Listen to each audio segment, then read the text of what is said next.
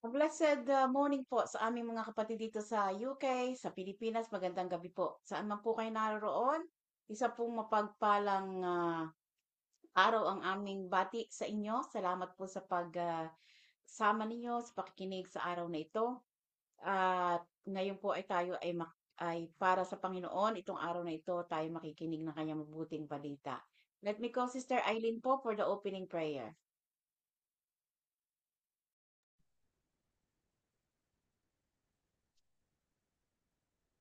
Yes, Lord, maraming maraming salamat po, Lord, sa araw na ito na inyo pong ipinagkaloob sa amin upang kami po ay muling magkasama-sama, upang kayo po ay papurihan at pasambahan, Lord.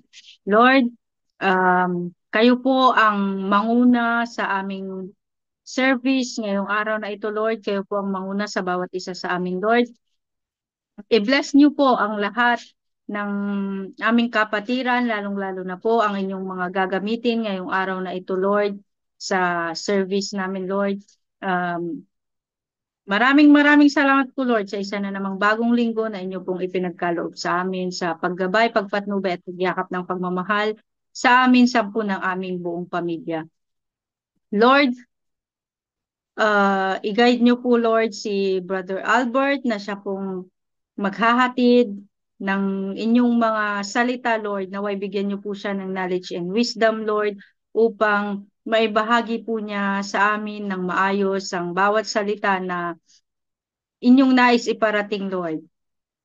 Manahan, uh, siya po ay mag, siya po nawa ay manahan sa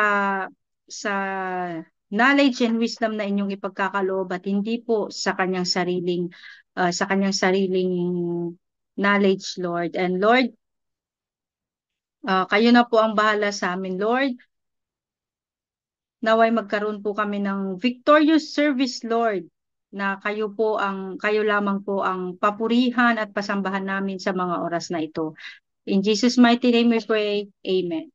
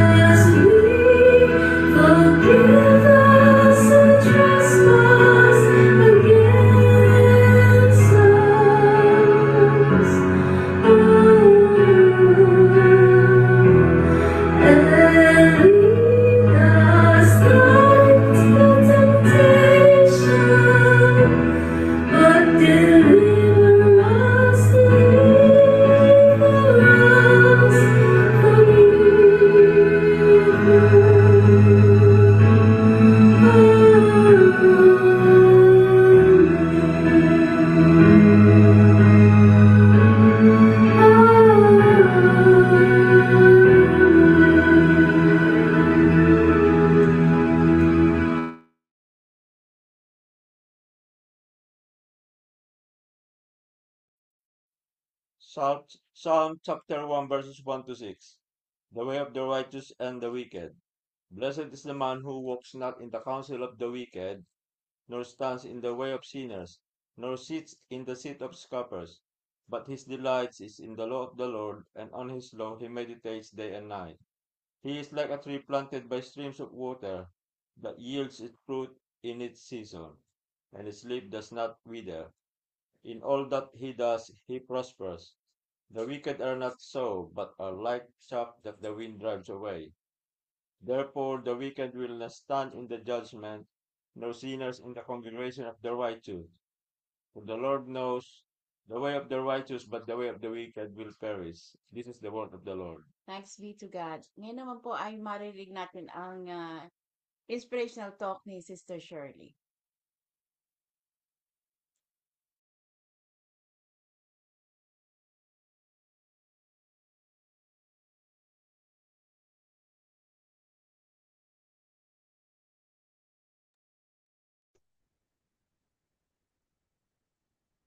Papurit parangal, pasasalamat ang aking ibinabalik sa Diyos na buhay. Ako po nagpapasalamat sa araw na ito at ako ay pinagkalooban ng Panginoon ng Diyos na kahit sa mga oras na nagdaan, ako ay hindi handa pero ang aking Holy Spirit ay parang kaya mo yan. Kaya ako ay nagpapasalamat. Ang aking po ibabahagi sa ngayon ay galing po sa Marcos 4, chapter 4, verses 24 to 29. Sinabi pa rin ni Jesus, ang paghahari ng Diyos ay maitutulad sa isang naghahasik ng binhi sa kanyang bukid. Pagkatapos niyon, magpapatuloy siya sa kanyang pang-araw-araw na gawain. Tutubo at lalago sa binhi niyang nalalamang kung paano.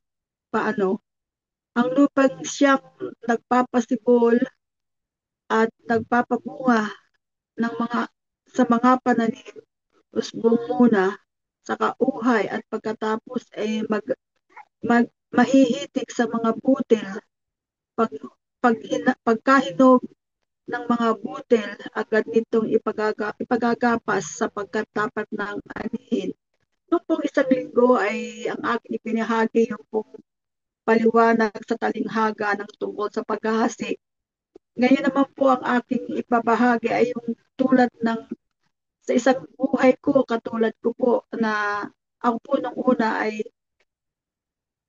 hindi naghahasik ng mga salita ng Panginoon sa aking buhay. Alam ko kilala ko ang Diyos at ngayon ako'y naghasik na ng mga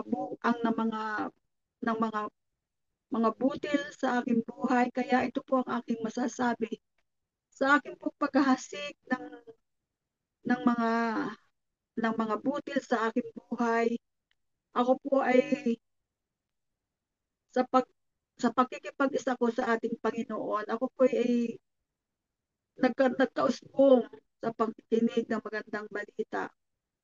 At ito po ay masasabi kong sa pagkatapos ng aking paghahasik na iyon ay natututo ako at naramdaman ko na isa puso ko kahit sa maliit na sa magandang sa pagsisikap ko ay nagiging malawak at sumisibol ang paghahasik ko ng mga butil sa aking buhay na pagkatao. Ang aking paghahasik na ito po ay nagbunga at nagkaroon ng magandang pang-araw-araw na sa aking pang-araw-araw na gawain ay nasa sa puso ko kung ano ang katotohanan at kung ano ang dapat gawin. Kaya ako'y tumutubo at lumalago ang aking pagkikipag-isa kay Kristo.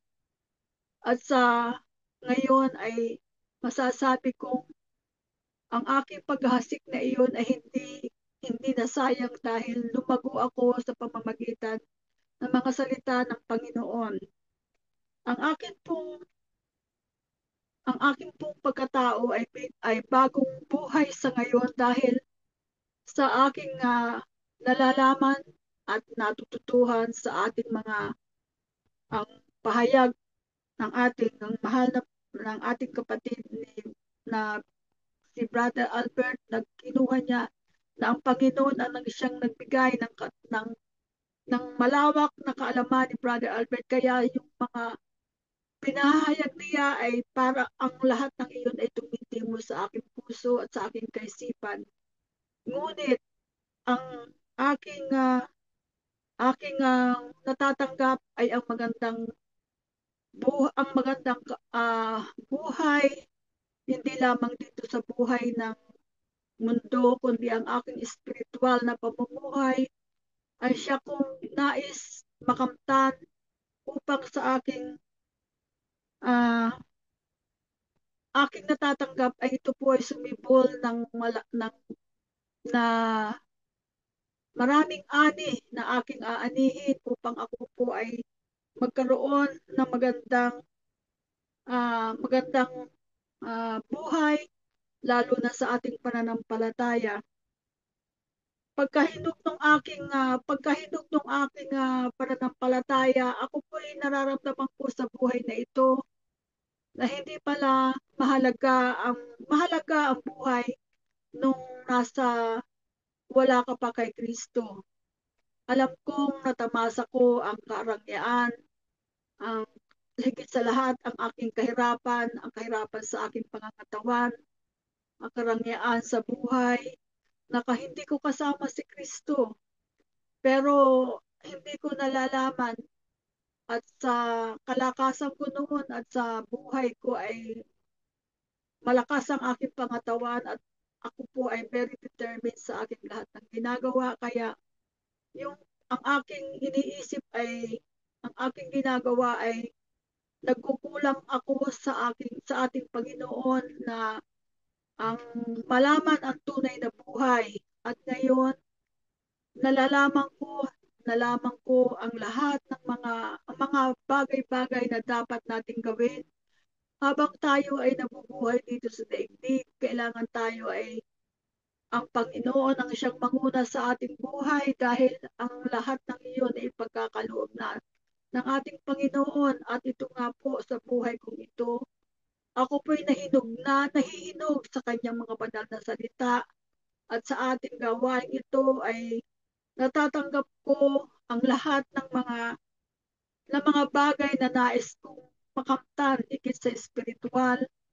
At iyon po ay na anumang dagok ang dumarating sa aking buhay, ang aking kalusugan, at iba't ibang buhay ang kasawian sa ang mga persecution ng aking pamilya, sa aking mga mahal sa buhay, ay napapaglabanan ko sa pamamagitan ng pagkikipag-isa kay Kristo. At yun po ay aking ginagawa ng paraan sa pamamagitan ng paglapit sa ating Panginoon. At ito po yung huminog na sa aking puso. Kaya lahat ng ito ang aking nararanasan ay talagang totoo sa aking buhay. Kaya kung kung iisipin ko at malalaman ninyo, ang buhay ko ay inilalaan ko na lang at itinudulot ko na lang sa Panginoon dahil alam ko kung ano ang dapat gawin habang ikaw'y naririto sa mundo. At kung iisipin, ang aking buhay ay matanda na nga, at kaya ngayon ang aking nais mangyari ay tayo po ay lalong tumibay sa mga banal na salita at magpahalaga sa lahat ng mga dumadaan sa ating buhay, at ito po ay magkakaroon ng magandang kasagutan sa ating buhay. Marami po salamat sa kaunti kong inilahad ngayong buhay. Itong salitang ng Diyos na ating nalalaman. Amen.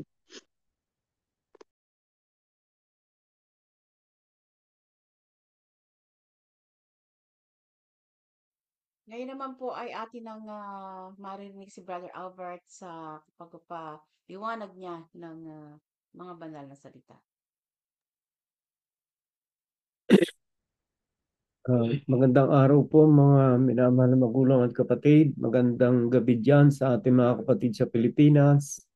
At magandang hapon naman dito sa ating mga kapatid sa UK at saan man at nararating ng mga salitang ito ng Diyos. Magandang araw po sa inyong lahat. Dalangin ko po na ang pag-ibig at ang kapayapaan ng Diyos ang siya maghari sa bawat isa sa atin habang tayo po ay nakikinig ng kanyang mga banal na salita. Ako'y nagpupurit, nagpapasalamat sa Diyos sapagkat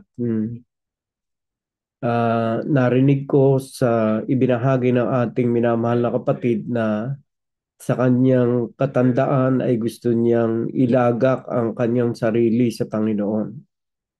At ako po'y nagpapasalamat sapagkat tayong lahat ay umiidad na, napakaganda na nasumpungan natin ng Diyos sa ating buhay.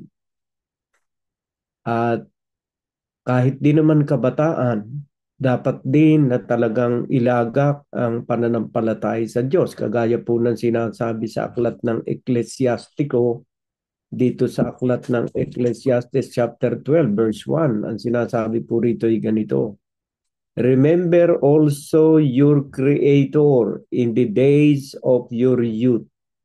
So kahit po kabataan, ay tayo po ay hinihikayat ng Diyos na alalahanin ang lumikha sa atin sa panahon ng ating kabataan.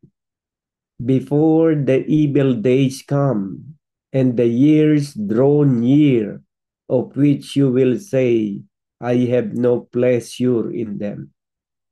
Yung pong pleasure na binabanggit dito ay hindi po yung pleasure na pangmundo.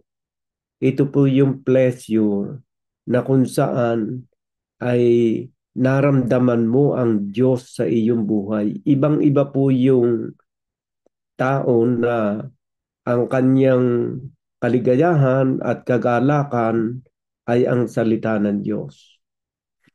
At yan po naman talaga ang dapat na maging purpose ng ating buhay.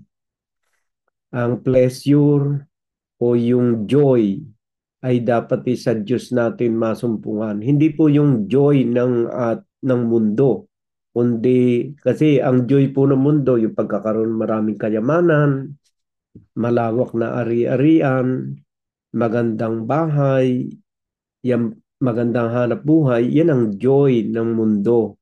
Pero iba po yung joy na kaloob ng Diyos.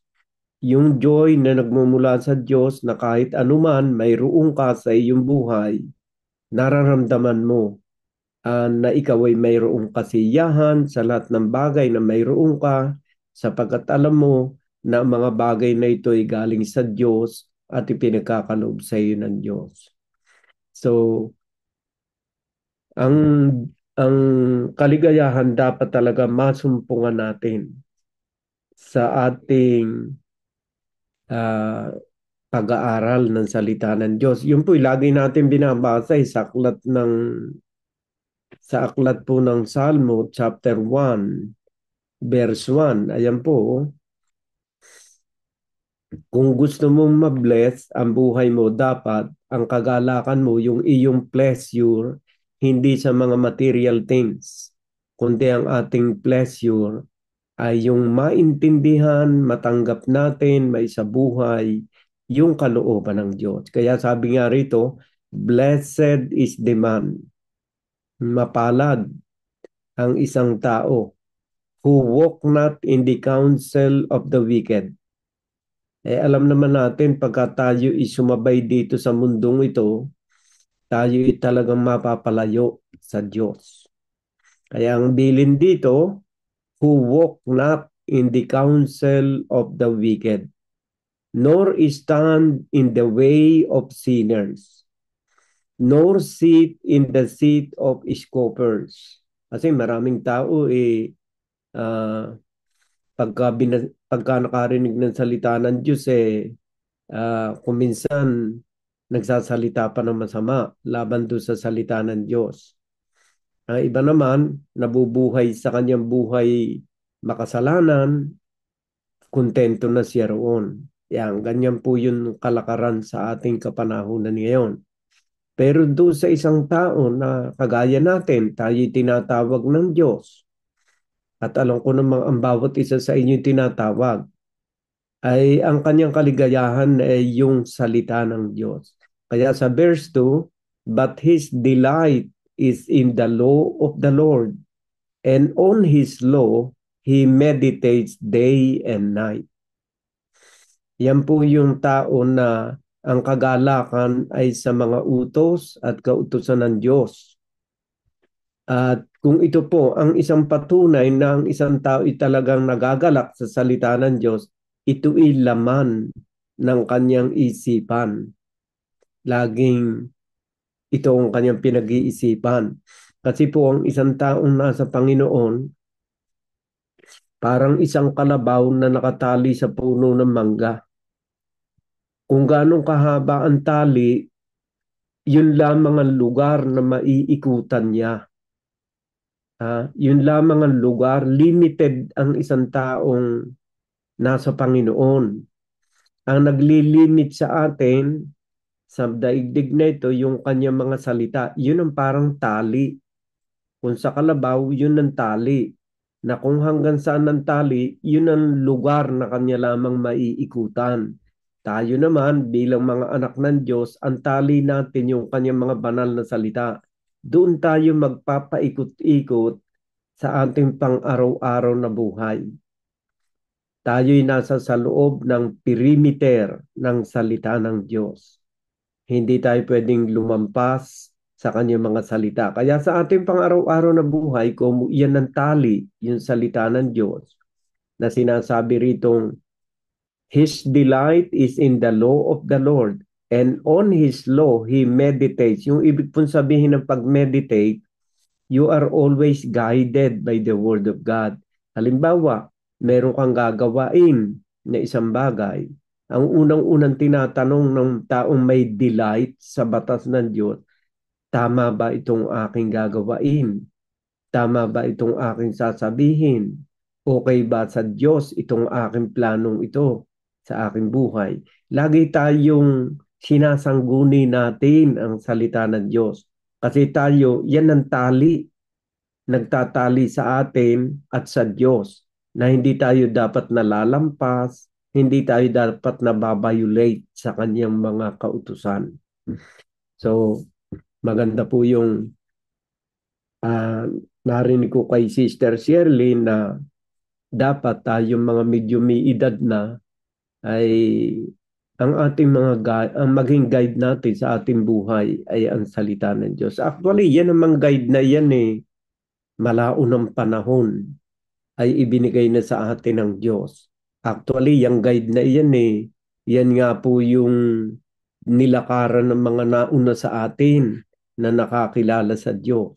Ang sabi po rito sa aklat ng Efeso chapter 2 verse 10, for we are His workmanship, created in Christ Jesus for good works. Sa mabubuting gawa. Ay ano po ba yung mabubuting gawa? Yung pagsunod sa kanyang mga kautusan, habang sinusunod natin ang kanyang kautusan, yan po yung mabubuting gawa, which God prepared beforehand that we should walk in them. Actually po yung mabubuting gawang ito, yung ating guide na ito na ibinigay ng Diyos, hindi pa tayo ipinapanganak, ay isinulat na upang pagdating natin dito sa mundong ito ay mabuksan ng Diyos ang ating isipan at puso at dito tayo lumakad sa kanyang mga kautusan. Ang plano, ang ating pong buhay ay nakaplano na sa kamay ng Diyos. Kumbaga sa building po, kung ang isang arkitekto, bago itayo ang building, dinodrawing na kung ano magiging anyo ng building. Kung gaano kalaki, kung gaano kalapad, kung gaano taas. Nakadrawing na po yan. Idinodrawing yan ng mga arkitekto. Kaya habang ginagawa ang building, nakalagay na po yung larawan ng building sa harap ng construction site para alam ng mga taong mapapadaan doon na ito ang hitsura ng building kapag ka natapos ng gawain. Ang ating pong buhay parang ganon. Nilikha na ng Diyos yung kanyang plano sa ating buhay. Ang ating tungkulin, sumunod sa plano ng Diyos upang ang maging hitsura ng ating buhay sa hinaharap ay maging kalugod-lugod sa paningin ng Diyos. Bakit po? Kasi tayo po ay guided ng kanyang batas. Kung sa isang kalabaw na nakatali sa puno ng mangga, tayo po hindi dapat nalalampas doon sa perimeter na ipinagkaloob ng Diyos. Kaya yung isang Kristiyano po may limit ang kanyang pagkilos. At ano po ang limit? Hindi siya pwedeng gumawa ng masama. Utos ng Diyos, huwag kang mapupuot sa iyong kaaway. Ibigin mo iyong kaaway. Tayo po'y nasa ilalim ng batas na yan ng ating Panginoong Jesucristo. Kaya kahit nga po kaaway, hindi po natin pwedeng gawan ng masama kasi utos po yun ng Diyos. Ang sabi rito sa aklat ng Mateo chapter 5 verse 43 and the following, you have heard that it was said, you shall love your neighbor and hate your enemy. But I say to you, love your enemies and pray for those who persecute you. Tayo po'y nasa ilalim ng batas na yan. Hindi tayo dapat na kapuutan ang ating kaaway. At sa halip, ibigin natin ang ating kaaway at ipanalangin pa yung mga tao nagpipersecute sa atin. Magagawa po natin yan, mga minamahal na kapatid na Kristiyano. Bakit po? Kasi tayo pinagkalooban ng Diyos ng Holy Spirit. Ang bunga ng banal na Espiritu, ang unang-una po ay pag-ibig. At kung tayo ay may bunga ng banal na Espiritu, kahit kaaway, maiibig natin kasi yan po unang palatandaan ng bunga ng Espiritu ng Diyos. Kahit ninakawan ka na, yung mga taong nagnakaw sa iyo, hindi mo kapuputan. Iibigin mo sila sapagkat ayon sa salita ng Diyos. Yan. Pero yung hustisya, dapat po may implement yun. Yung hustisya. Isa pong paraan ng pag-ibig sa ating kaaway ay yung mailagay sila sa hustisya ng ating batas. Sa hustisya. Kasi ang hustisya ng ating batas, yan ay galing din sa Diyos na nagtutuwid sa mga taong nagkakamali at nagkakasala. Parang anak na kumbaga minamahal natin ang ating anak, pinapalo natin. Pero yung pagpalong yon hindi nangangahulugan na iyong kinapupuutan ng iyong anak. Kundi sa pamamagitan ng pagdisiplina at pagpalo sa anak, itinutuwid mo, ito ang malalim na pagpapahayag ng tunay na pag-ibig at pagmamalasakit sa iyong anak sapagkat ipiniprepare mo ang kanyang buhay sa hinaharap na maging maganda. Magkakaroon ng disiplina na ayon sa mabuti, nagiging maganda ang kinabukasan ng mga bata. Ayan. Ang sabi rito, but I say to you, love your enemies and pray for those who persecute you. Actually po, yung mga batas na yan malaunang panahon na ibinigay sa atin ng Panginoon Ang kailangan lang po talaga ay isabuhay natin doon sa Roma chapter, 12 verse 20. Ang sabi po rito, ganito, pag may kaaway ka, pag meron taong nakipag-away sa iyo, beloved, never avenge yourself, but leave it to the wrath of God. For it is written, vengeance is mine, and I will repay, says the Lord. To the contrary, if your enemy is hungry, feed him. If he is thirsty, give him something to drink.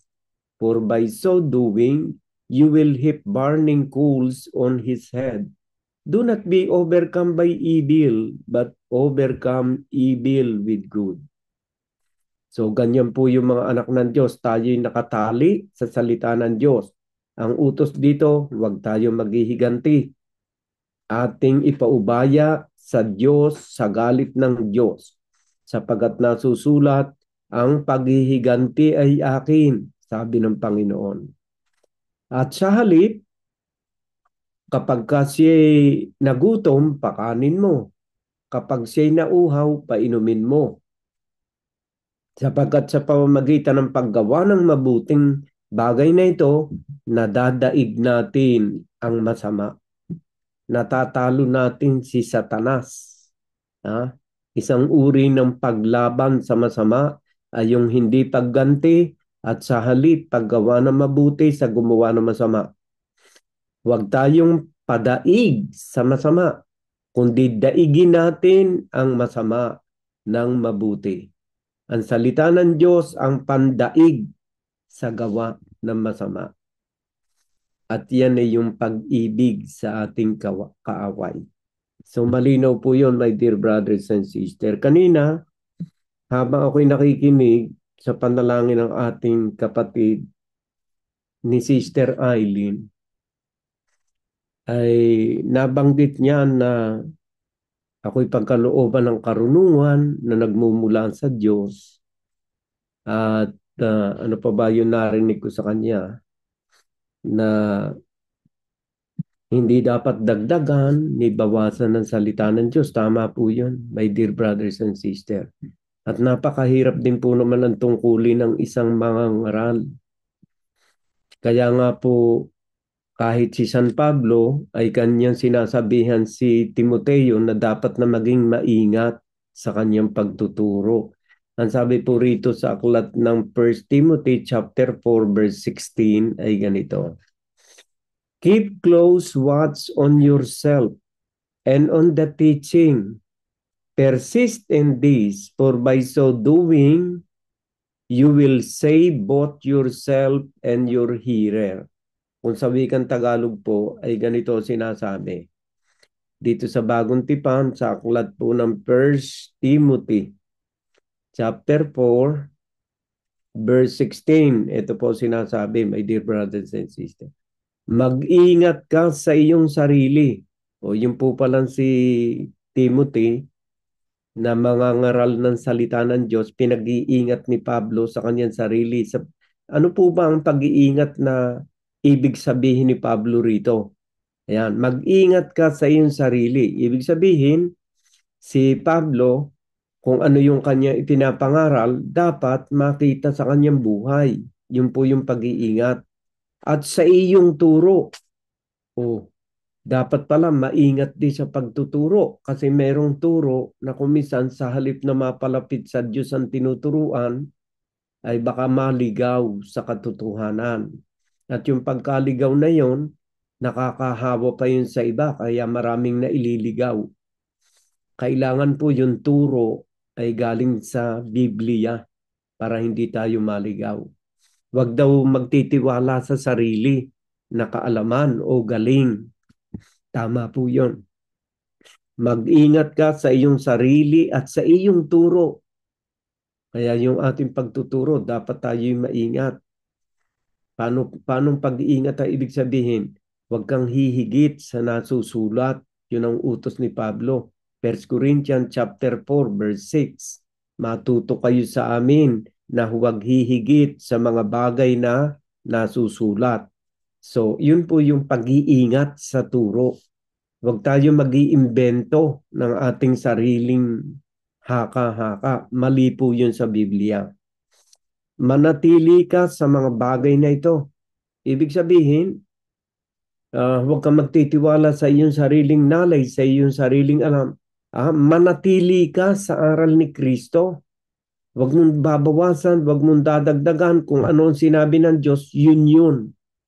Masakit man, mapait man, maasim man ang salita ng Diyos, tanggapin mo sapagkat Diyos ang nagsalita noon at hindi tao. Tingnan ninyo sa Lumang Tipan, doon po sa aklat ng Jeremiah chapter 23. Ayaw po ng Diyos na dinadagdagan ang kanyang salita.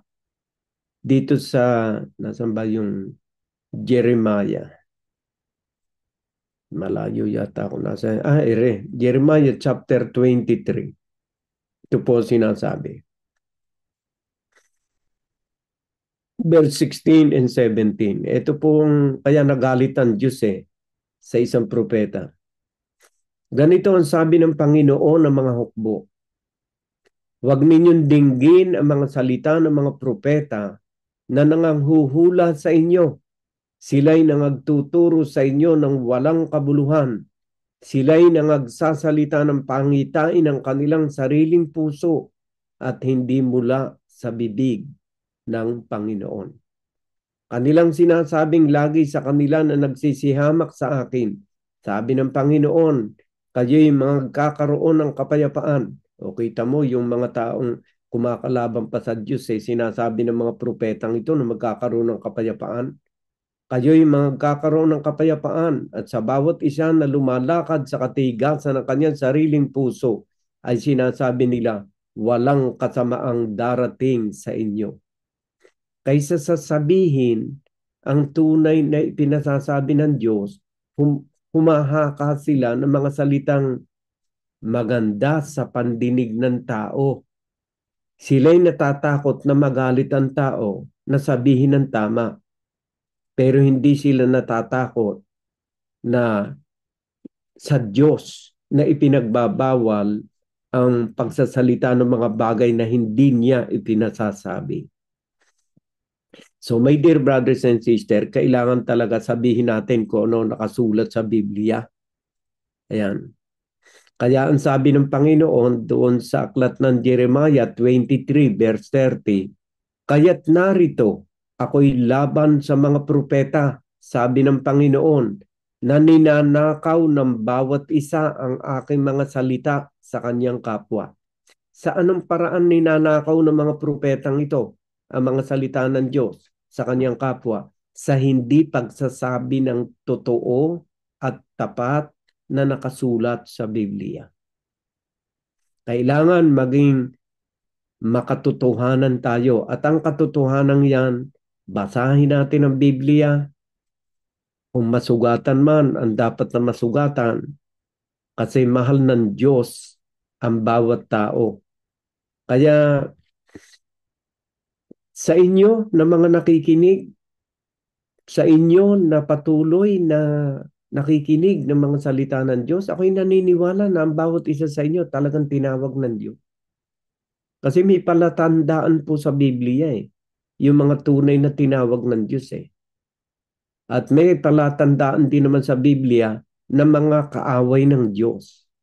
Kung babasahin ko po sa inyo, ganito po sinasabi sa Bagong Tipan.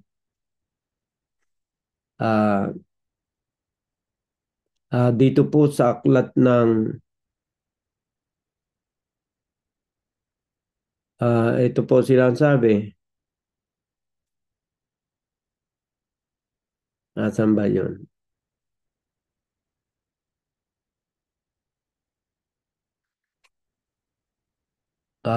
Teka.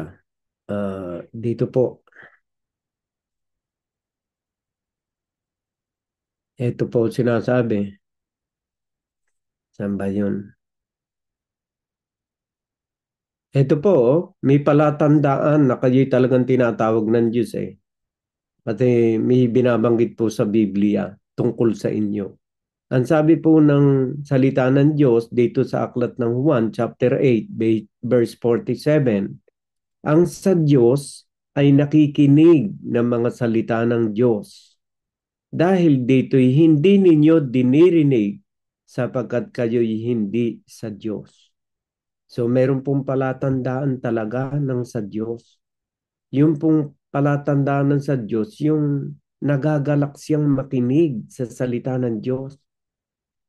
Yung lagi kayong naririyan para makinig ng salita ng Diyos, palatandaan po yun na kayo'y talagang sa Diyos.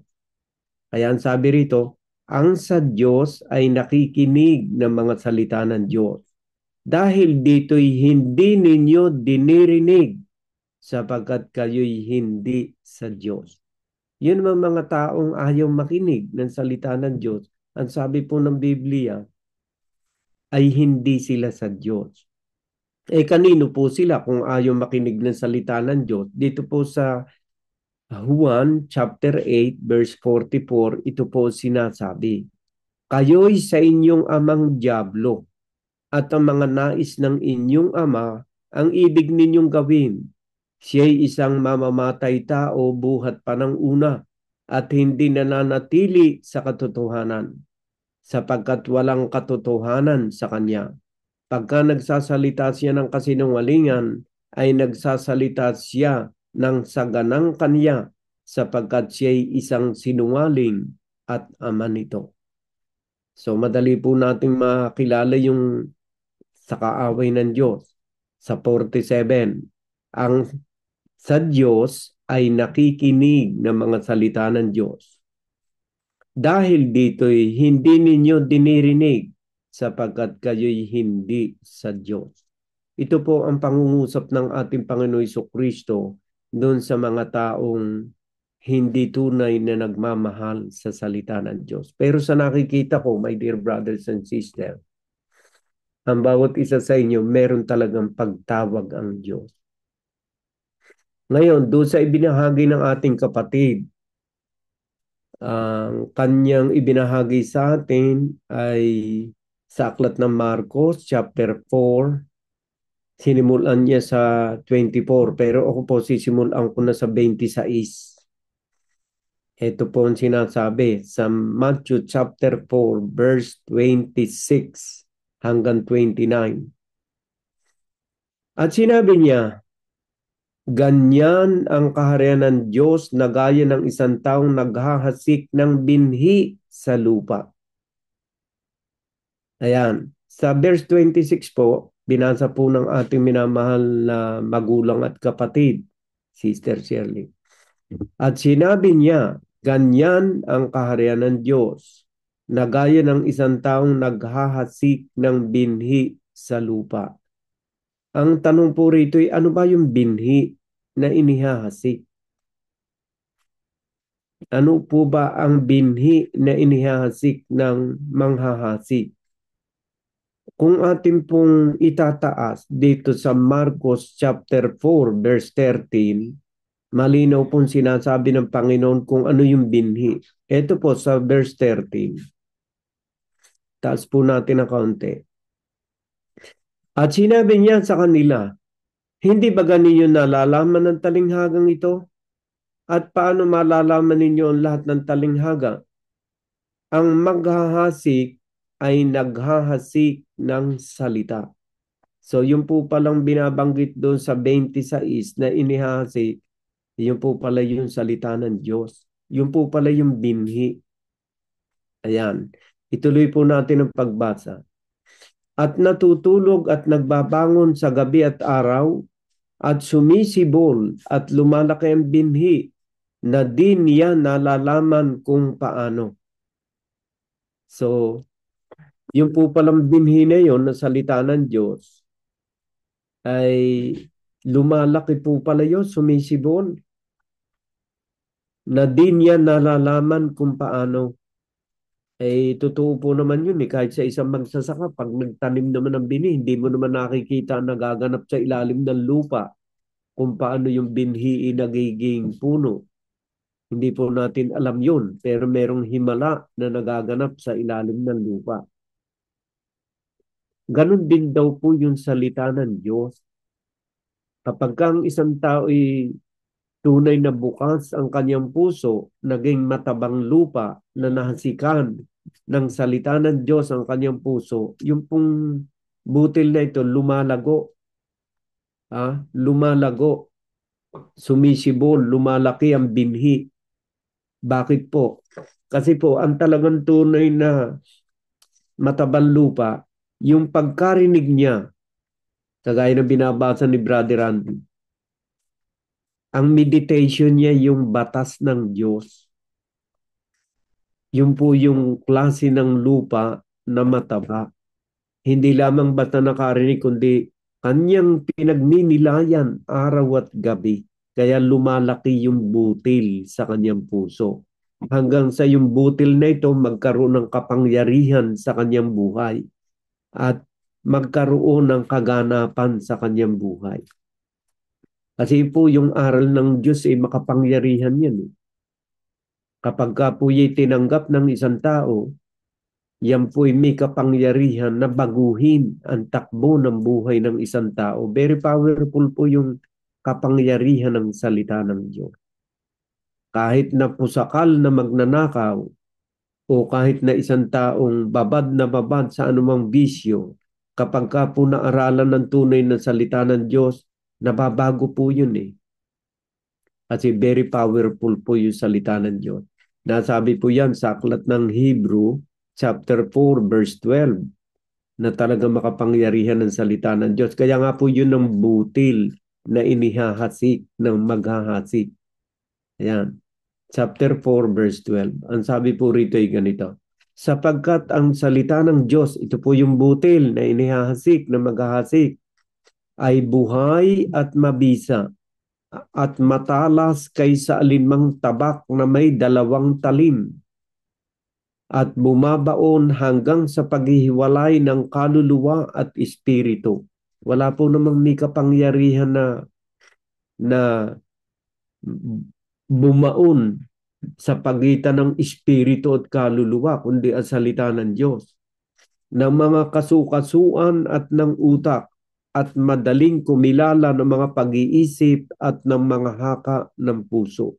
Kaya nga po yung salita ng Diyos nakakakonsensya. Pag narinig po natin yun, kukonsensyahin ka ng kanya mga banal na salita. Dadalahin ka ng Diyos sa tunay na pagbabago ng iyong buhay. Kasi tuturuan kanya eh. And salita ng Diyos ay very powerful. Aalisin niya yung mga bagay na hindi ka nais-nais sa ating buhay.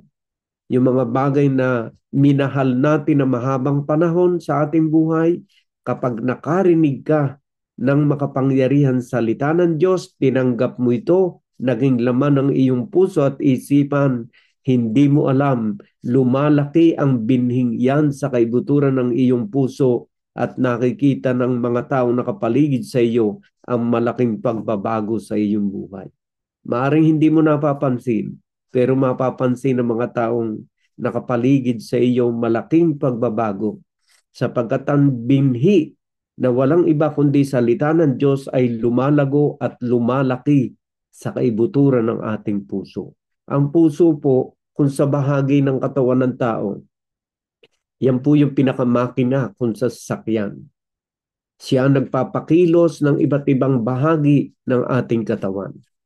Ganon din naman kapag ang salita ng Diyos ay tumimo sa puso ng isang tao, lahat ng bahagi ng ating pagkatao at katawan ay pinakikilos ng salita ng Diyos ayon sa kanyang kagustuhan. Kaya nagkakaroon po ng malaking himala ng pagbabago sa buhay ng isang tao. Ayan. At walang anumang nilalang na hindi nahahayag sa kanyang paningin. Ngunit ang lahat ng mga bagay ay hubad at hayag sa harapan ng mga mata niyaong ating pagsusulitan.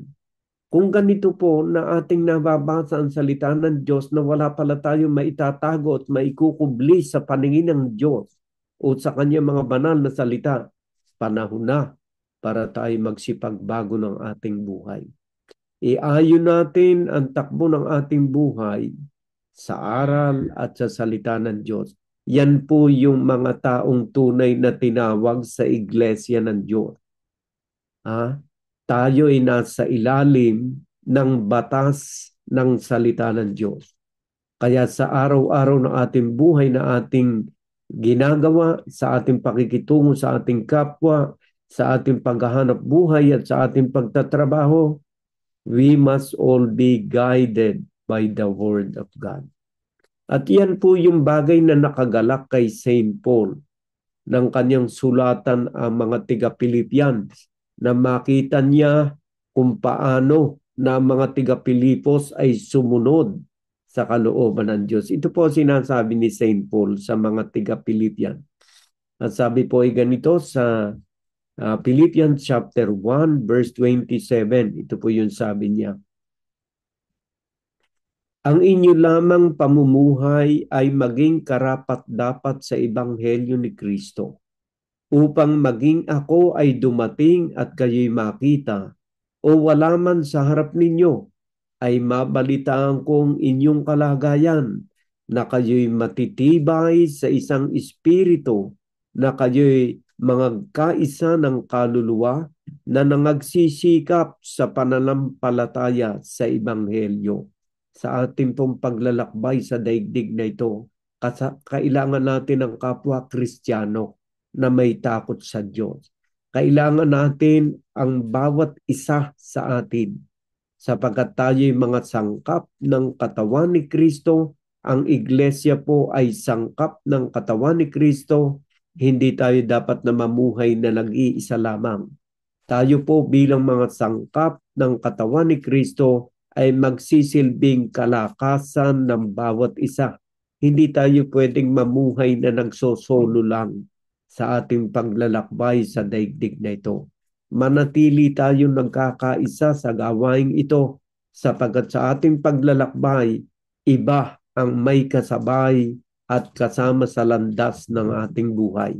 Na tayo'y pare-parehong guided ng banal na Espiritu kay Sister Shirley Man, guided ng salita ng Diyos. Madali pong makilala ang tunay na guided ng Holy Spirit. Ang totoo pong guided ng Holy Spirit, guided ng kanyang mga salita. Basahin po natin sa aklat ng John chapter 6 verse 63. Ito po sinasabi. Gusto mong makilala na ikaw na ang isang tao ay tunay na guided ng Holy Spirit?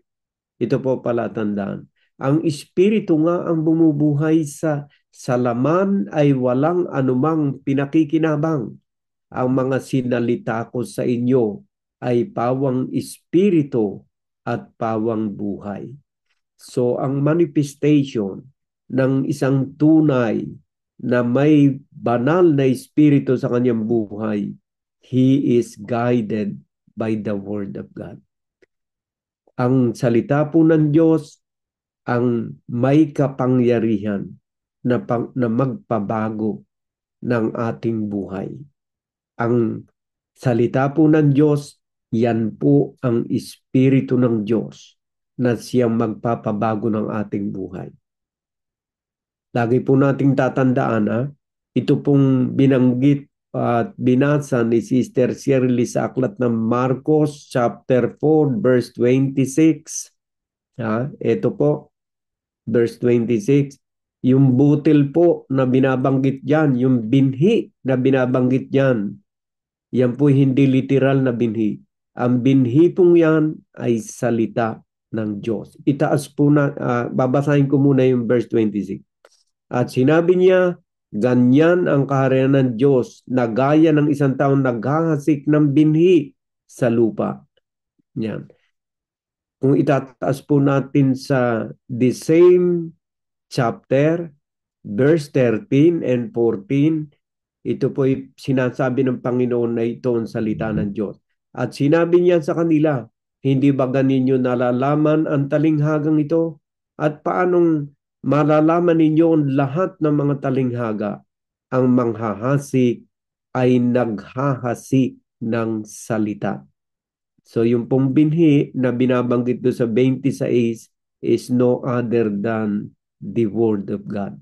At kapag ka po napahasik sa isang matabang lupa, pinagyaman ng matabang lupa, ibig sabihin yung puso ng tao na tumanggap ng salita ng Diyos. Sinasabi ko sa inyo, very powerful ang salita ng Diyos.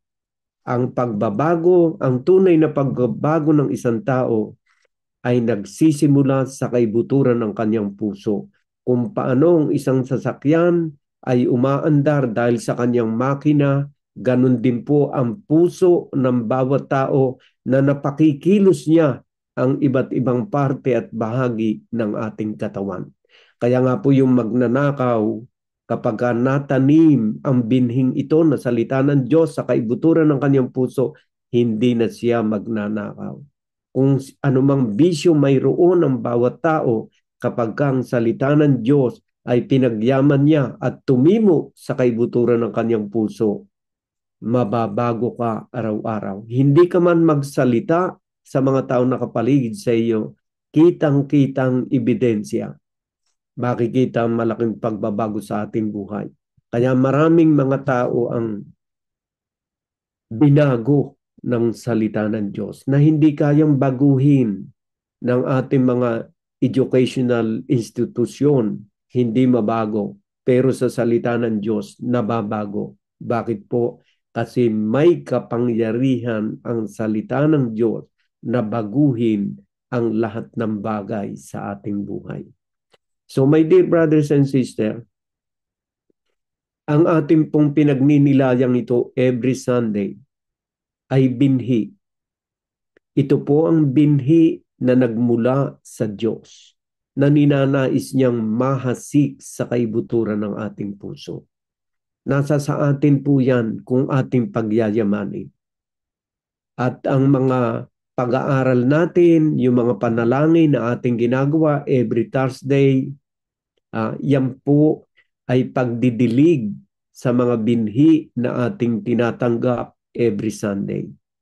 Huwag po nating kaliligtaan ng pakikinig lagi ng salita ng Diyos sapagkat ito ang tubig na siyang dumidilig sa binhi na natanim sa kaibuturan ng ating puso. Dito po sa aklat ng Salmo, ito po sa aklat ng Awit, ano bang chapter yun? Chapter 55, verse 10. Hindi po. Sa aklat po ng Isaiah po pala yun. Isaiah chapter 55. Kumbaga yung Isaiah dito. Isaiah chapter 55 verse 10. Ayan po sinasabi rito ay ganito. Ayan, verse 10. Sabagat kung paanong ang langit ay lalong mataas kaysa lupa, gayon ang aking mga lakad ay lalong mataas kaysa inyong mga lakad, at ang aking mga pag-iisip kaysa inyong mga pag-iisip. Kaya nga po hindi dapat tayong magaling-galingan sa pag-i-interpret ng salita ng Diyos. Mataas po ang kaisipan ng Diyos kaysa sa atin. At sa verse 10, sapagkat kung paano ang ulan ay lumalagpak at ang niebe ay mula sa langit at hindi bumabalik doon kundi dinidilig ang lupa at pinasisibulan at pinatutubuan ng halaman at nagbibigay ng binhi sa maghahasik at pagkain sa mangangain. Magiging gayon ang aking salita na lumalabas sa bibig ko. Hindi babalik sa akin na walang bunga, kundi gaganap ng kinalulugdan ko at giginhawa sa bagay na aking pinagsuguan. So ang salita po ng Diyos hindi raw babalik sa Kanya nang walang nagawang anuman. Ganyan po ang kapangyarihan ng salita ng Diyos. Kaya tayo po matuto na ating tulungan ng mga taong nakapaligid sa atin na marinig din nila ang makapangyarihan salita ng Diyos. Dahil doon, tayo po ay nagagamit na instrumento ng Diyos para sa ikaliligtas ng ating kapwa.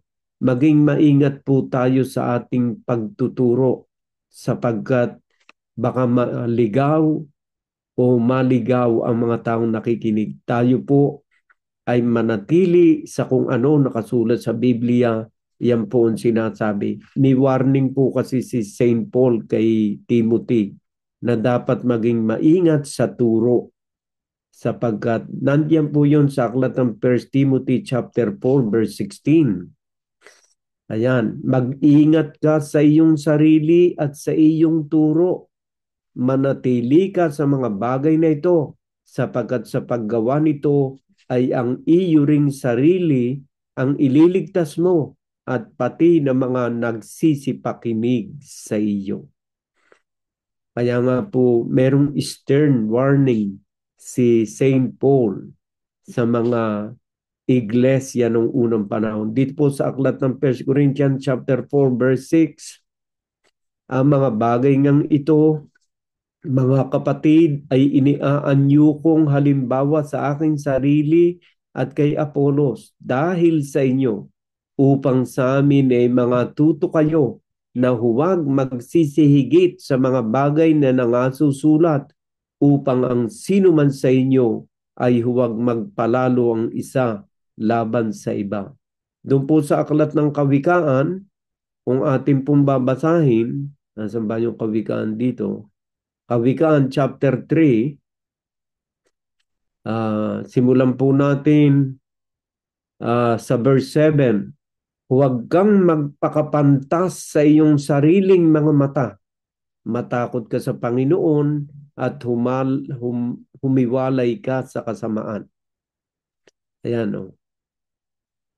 Ayan, sa verse 5, tumiwala ka sa Panginoon ng buong puso mo at huwag kang manalig sa iyong sariling kaunawaan. Ayan, mapakaganda po itong verse 5. Tumiwala ka sa Panginoon ng buong puso. Ano po ang ibig sabihin ng pagtitiwala ng buong puso sa Panginoon? Magtiwala ka sa lahat ng sinasabi ng Diyos at huwag kang manalig sa iyong sariling kaunawaan. Huwag tayong gumawa ng ating sariling haka-haka sa salita ng Diyos. Kilalanin mo siya sa lahat ng iyong mga lakad. Ibig sabihin, yung iyong way of life dapat ay lagi kang guided ng salita ng Diyos sa iyong mga desisyon, sa iyong hanap buhay, sa iyong pakikitungo, sa iyong kapwa, sa iyong pagsasalita. Dapat we must all be guided by the Word of God. Kilalanin mo siya sa lahat ng iyong mga lakad, sa iyong mga desisyon, sa iyong mga plano sa iyong buhay. Sa Kanya mo unang-una isasangguni ang iyong plano, hindi sa kung kani-kanino, sapagkat siya may kapangyarihang magpatupad ng lahat ng bagay na ito. Kilalanin mo siya sa lahat ng iyong mga lakad at Kaniyang ituturo ang iyong mga landas. So my dear brothers and sisters, napakaganda na ang ating buhay ay laging nakaayon at guided tayo ng mga salita ng Diyos. Hindi tayo mahuhulog sa hukay. Ayan. Mag-ingat din tayo sa mga maling turo sapagkat baka maging dahilan ng ating pagkahulog sa hukay. Kagaya ng sinasabi ng ating Panginoon Jesucristo sa Mateo 15. Ito po sinasabi. Ang sabi ng ating Panginoon Jesucristo sa Mateo 15:13, dato po sumagot siya at sinabi, ang bawat halamang hindi itinanim ng aking Ama na nasa kalangitan ay bubunutin. Pabayaan ninyo sila, sila'y mga bulag na taga-akay. At kung ang bulag ay umakay sa bulag, ay kapwa sila mga huhulog sa hukay. Ito po'y hindi literal na pagkabulag. Ang ibig pong sabihin ng ating Panginoon Jesucristo ay bulag sa katotohanan ng salita ng Diyos.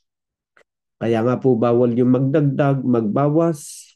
Lagi tayong dapat na nakatune in kung ano ang sinasabi ng Diyos. Ito maging guide natin sa ating buhay at nakatitiyak tayo ng magandang kinabukasan at katiyakan ng ating ng kaligtasan ng ating mga kaluluwa. So my dear brothers and sisters, yan lamang ako may ibabahagi ngayon. Dapat tayo ay maging mapagmahal sa salita ng Diyos. Ito ang ating pagnilayan araw at gabi, kagaya ng laging binabasa ni Brother Randy sa Lumang Tipan, na ito ang dapat na maging laman ng ating isipan upang tayo maging matagumpay. Sabi rito sa Awit chapter 1 verse 1, mapalad ang tao na hindi lumalakad sa payo ng masama, ni tumatayuman sa daan ng mga makasalanan, ni nauupuman sa upuan ng mga manlilibak, kundi ang kanyang kasayahan ay nasa kautusan ng Panginoon, at sa kautusan niya nagbubulay-bulay siya araw-araw at gabi. Ang ibig sabihin po ng pagbubulay-bulay sa salita ng Diyos, ini-a-apply mo sa bawat anggulo ng iyong kinakaharap sa araw-araw ng iyong buhay ang mga salita ng Diyos. At siya'y magiging parang punong kahoy na itinanim sa siping ng mga agos ng tubig na nagbubunga sa kanyang kapanahunan. Ang kanyang dahon na may hindi malalanta at anumang kanyang gawin ay giginhawa. Ganyan po yung tao na ang laging laman ng kanyang isipan at puso ay ang mga salita ng Diyos. Dumating man ang mga matitinding pagsubok, mga bagyo sa kanyang buhay, mananatiling matatag ang taong ito Kagaya ng sinabi rin ng ating Panginoon Jesucristo sa aklat ng Mateo chapter 7 verse 24. Ganito po ang sabi ng ating Panginoon Jesucristo sa Mateo 7:24. Kaya't ang bawat dumirinig ng aking mga salitang ito at ginaganap ay matutulad sa isang taong matalino na itinayo ang kanyang bahay sa ibabaw ng bato at lumagpak ang ulan. Ang mga sinasabi pong ulan dito, mga pagsubok, mga persecution sa buhay. At lumagpak ang ulan at bumaha at humihip ang hangin at hinampas ang bahay na yaon at hindi nabagsak sapagkat natatayo sa ibabaw ng bato. Alin po ang bato? Yung salita ng Diyos na kanyang dinidinig at kanyang isinasabuhay araw-araw. Dumating man ang mga tukso, pagsubok, hindi siya maibabagsak. Magiging matagumpay ang iyong buhay. At sa 26, at ang bawat dumirinig ng aking mga salitang ito at hindi ginaganap, kailangan po talaga ang pagsasabuhay, ay matutulad sa isang taong mangmang na itinayo ang kanyang bahay sa buhanginan at lumagpak ang ulan at bumaha at humihip ang mga hangin at hinampas ang bahay na yaon at nabagsak, kakilakilabot ang kanyang pagkabagsak. Yan po yung mga taong ini-ignore ang salita ng Diyos. Yan po ang mga taong tinatanggihan ang salita ng Diyos. Yan po ang mga taong binabaliwala ang payo ng Diyos. Kailangan po magpakatalino tayo. At ang tunay na matalino sa paningin ng Diyos, nagpapakumbaba sa kanyang banal na harapan, magiging isang masunuring kang anak. At sa pagdating ng mga pagsubok sa iyong buhay, kasama mo ang Diyos sa iyong pagtatagumpay. Nawa ang kapayapaan at ang pag-ibig ng Diyos ang siyang maghari sa bawat isa sa atin, mga minamahal na kapatid, ngayon at maging sa darating na panahon ng ating buhay. Huwag nating kalilimutan, sasamahan tayo ng Espiritu ng Diyos at ang Espiritu ng Diyos ay nasa pagtupad ng kanyang mga banal na kautusan at salita. To God be the highest glory. Amen.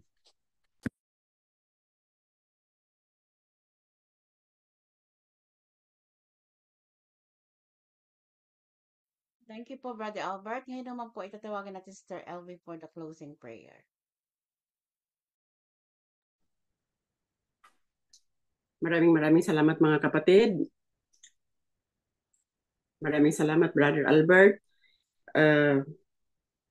Ngayon po ay tayo ay manalangin para sa closing prayer natin. Maraming salamat po, Panginoon, sa araw na ito, Panginoon, na kami muli niyo namang pinagbuklod-buklod, Panginoon, na magkakapatid sa aming paniniwala, Panginoon. Maraming salamat po, Lord, sa pagbigay ninyo sa amin ng mga kaalaman, Panginoon, at sa pakikinig namin sa inyong mga banal na salita, Panginoon. Maraming salamat din po, Lord, sa paggamit ninyo kay Brother Albert sa pagpapaliwanag sa amin ng inyong mga banal na salita, Lord. At isinapuso po namin, Panginoon, ang lahat ng kanyang mga sinasabi, Lord. At naway magpatuloy-patuloy po, Panginoon, ang pagbibigay ninyo sa kanya, Panginoon, ng mas marami pang kaalaman, Panginoon, upang mas marami pa siyang maibabahagi sa amin, Panginoon, na inyong mga banal na salita, Lord. Maraming salamat po, Lord, sa paggamit ninyo sa kanya, Panginoon. Ganon din po, Lord, sa aking ibang pang mga kapatiran na nagbabahagi din ng mga inyong mga banal na salita, Lord, sila Sister Shirley, sila Brother Randy. Naway patuloy niyo silang bigyan, Panginoon, ng mga kaalaman, Panginoon, upang mas marami din silang maibahagi din sa amin, Lord. Ganon din po, Lord, ipinagpapasalamat ko sa inyo, Panginoon, sa ang lahat ng mga dumalo dito sa gawain ito, Panginoon. Naway bigyan niyo po kami, Panginoon, ng lakas na pangangatawan lagi, Panginoon, at bigyan niyo po kami lagi, Panginoon, ng suporta, Panginoon, upang may pagpapatuloy po namin, Panginoon, itong aming gawain, Lord. Pati na po, Lord, ang aming night prayer, Panginoon, at ang aming charity, Panginoon. Maraming salamat po, Lord, sa pag-guide ninyo sa amin, Lord.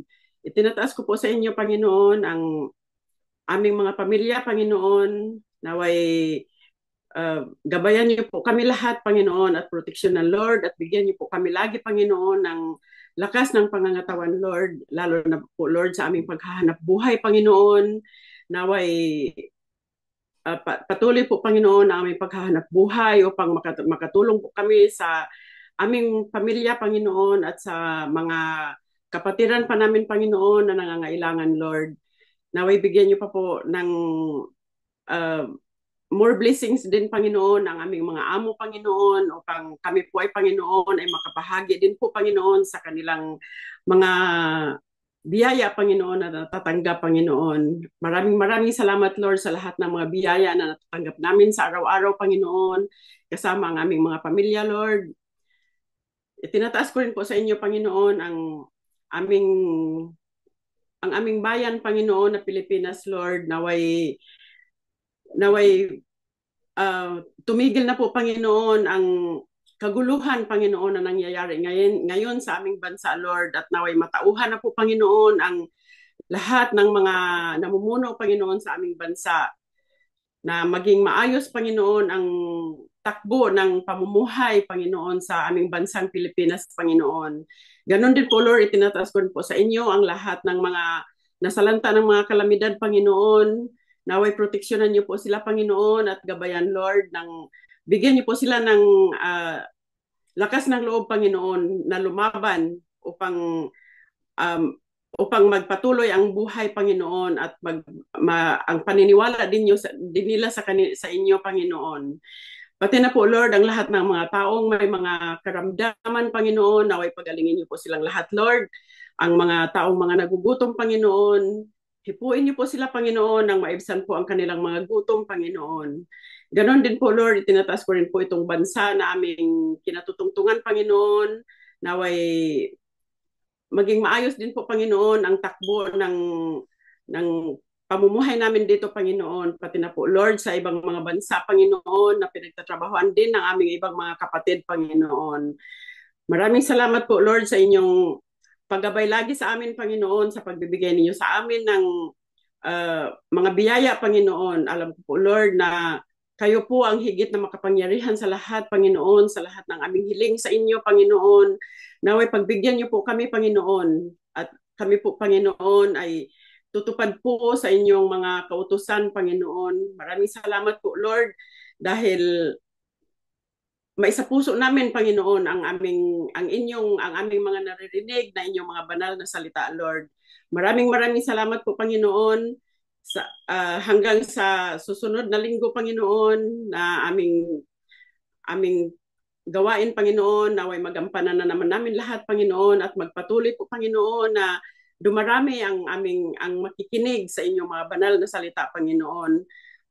Naway lahat ng aming buong pamilya, lahat ng aming mga kamag-anakan ay magkaisa kaming lahat upang makinig ng inyong mga banal na salita, Panginoon. Ganon din po, Lord, ang lahat ng mga kapatiran namin, Panginoon, na hindi nakadalo, Panginoon, naway bigyan niyo sila ng wisdom, Panginoon, bigyan niyo sila ng lakas ng pangangatawan, Panginoon, ilayo niyo po sila lahat sa mga kapahamakan, Panginoon, at para makadalo po sila, Panginoon, sa susunod pa na mga gawain ito, Panginoon. Maraming salamat po, Lord, sa pag-guide ninyo sa amin, sa pagbigay ninyo ng lakas ng pangangatawan namin, Panginoon. Maraming salamat, Lord, sa inyong kabutihan, sa walang sawa ninyong pagmamahal sa amin, Panginoon. In Jesus' mighty name I pray. Amen.